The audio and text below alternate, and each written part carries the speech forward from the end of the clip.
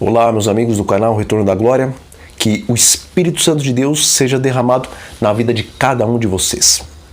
Bom, meus amigos, acontece que na Casa Branca, onde o presidente dos Estados Unidos, Joe Biden, havia declarado o dia 11 de outubro como o Dia dos Povos Indígenas, bom, nesse dia um grande grupo de ativistas promoveram protestos sobre mudanças climáticas, combustíveis fósseis e também sobre o coronavírus. E o site The Guardian também disse que prisões ocorreram fora da Casa Branca, enquanto ativistas indígenas lideravam protestos climáticos, exigindo assim que Biden parasse de aprovar projetos de combustíveis fósseis. E também uma estátua do 7º presidente dos Estados Unidos, Andrew Jackson, o qual tomou medidas que levaram à perseguição em massa e também expropriação de índios americanos, acabou sendo pichada por manifestantes indígenas em manifestações do clima. Já em outra parte da cidade, pessoas também protestaram contra as mudanças climáticas no Dia dos Povos Indígenas.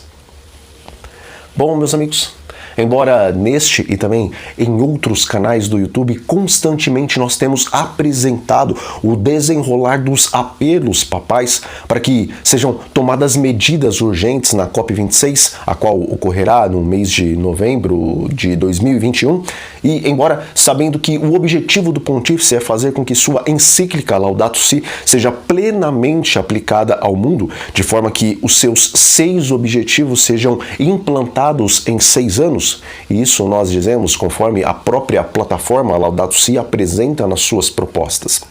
E mesmo sabendo que todo esse esforço por parte de Francisco para que sua encíclica seja amplamente aplicada no mundo após a COP26, tendo como objetivo maior a exaltação do domingo, conforme o próprio 6º capítulo da encíclica Laudato Si nos diz, e também conforme o 6º objetivo da plataforma Laudato Si,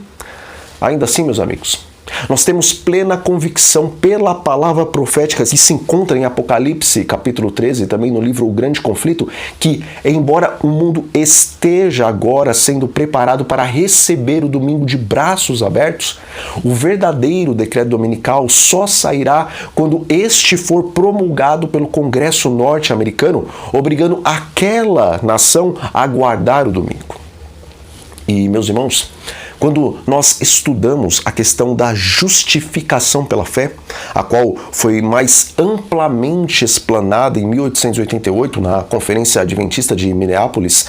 então compreendemos que as primeiras gotas da chuva serôdia estavam caindo naquela época, pois aquela mensagem era verdadeiramente a mensagem que deveria ser proclamada a todo mundo em um alto clamor. Pois o Espírito de Profecia nos diz que a verdadeira mensagem da justificação pela fé, a qual foi apresentada em 1888,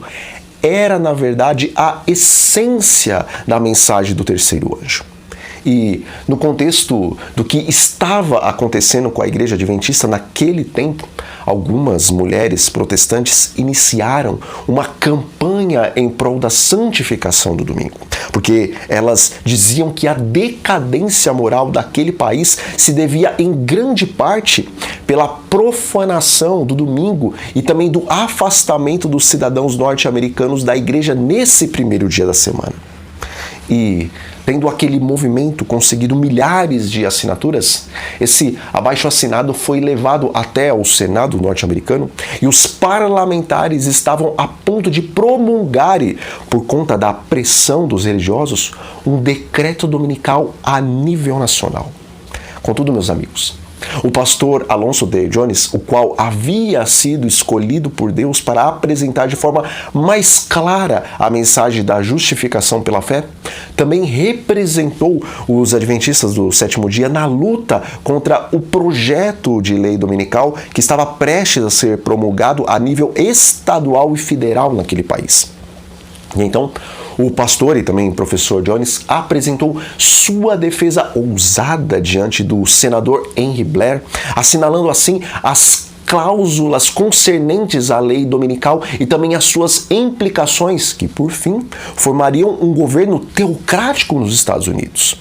E amigos, aquela foi uma época difícil para os adventistas, pois legislações estaduais que já vigoravam na Califórnia, Illinois e também Arkansas também eram usadas agora como referência para esse projeto do senador republicano Blair. E além disso, sindicatos e organizações religiosas davam amplo apoio àquela medida. E nessa época, então, eram frequentes as perseguições aos membros tanto da Igreja Adventista do Sétimo Dia como da Igreja Batista do Sétimo Dia, que juntos eles somavam aproximadamente 40 mil pessoas em todo o território norte-americano.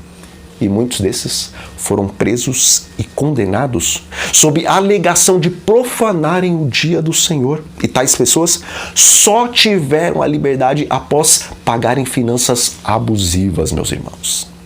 Bom,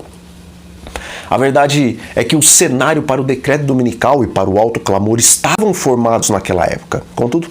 Deus utilizou o pastor Jones para impedir uma lei dominical a nível nacional que fosse promulgada nos Estados Unidos, pois o povo de Deus rejeitou a verdadeira mensagem da justificação pela fé. E sendo assim, se Deus permitisse que o decreto tivesse saído naquela época, muitos acabariam se perdendo. Mas o que foi visto naquela época, amigos, é justamente o que o espírito de profecia dizia, que pela pressão dos protestantes, os governadores daquele país cederiam às leis dominicais. Irmãos, naquela época em que a questão da moral e também da religião ainda eram relevantes naquela nação, Satanás acabou se utilizando dessas coisas para impulsionar os protestantes a clamarem por uma intervenção política a fim de ser obrigatório o descanso dominical. Contudo, clima e saúde são as coisas que realmente estão tendo relevância nesse momento da história do mundo. E provavelmente, logo, não serão apenas os indígenas e ativistas que estarão protestando em frente à Casa Branca e na cidade de Washington, mas serão os religiosos, que possuem uma grande força naquele país, que estarão então pressionando os governantes para que promulguem uma lei de descanso dominical a nível nacional, a fim de preservarem o meio ambiente. E após o domingo ser definitivamente estabelecido como descanso obrigatório naquela nação, não será difícil, meus amigos, para Satanás e também para os seus anjos tornarem esse descanso obrigatório de uma ordem ecológica para uma ordem espiritual. Pois vemos tanto na Bíblia como no Espírito de Profecia que Satanás e os seus anjos aparecerão como anjos de luz nos últimos dias e que o próprio Satanás personificará a Cristo, ratificando assim o descanso dominical como sendo de autoria celestial. E meus amigos, comparando o que estava acontecendo na igreja e também no Estado em 1888 com o que está acontecendo na igreja e no Estado nos nossos dias, o meu apelo é o seguinte para vocês: prepara-te, Israel, para em breve encontrar-se com o seu Senhor. Bom, nós ficamos por aqui, meus amigos. Eu desejo então que vocês fiquem sob a paz do Senhor Jesus Cristo e até a próxima.